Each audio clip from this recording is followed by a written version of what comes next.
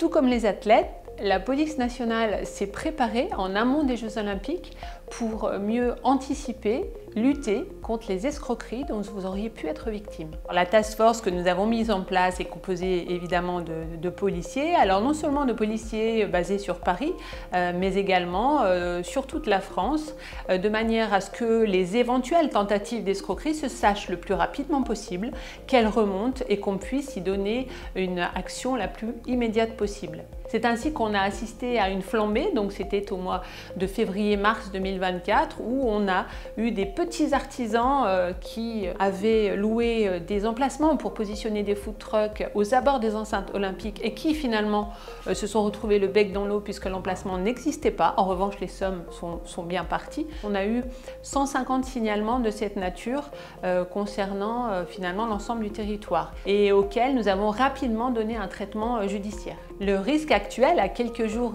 du déroulement des épreuves, c'est de payer un faux billet pour accéder aux épreuves. Et donc, il convient de rappeler qu'on ne peut pas imprimer un billet pour ces épreuves puisqu'ils sont conçus autour d'un QR code et qui ne peut être présenté que sur l'application conçue par les organisateurs. Nous avons eu une petite cinquantaine de victimes sur des achats aux billets d'épreuves olympiques. Nous avons, grâce à la task force, pu rapidement faire des recoupements et ce d'autant que ces plaintes étaient opérées sur Taizé. Taizé qui est la plateforme de signalement des arnaques en ligne qui a extrêmement bien fonctionné à cette occasion-là. Ça nous a permis de faire des interpellations et qui ont toutes été présentées à l'autorité judiciaire au mois de juin.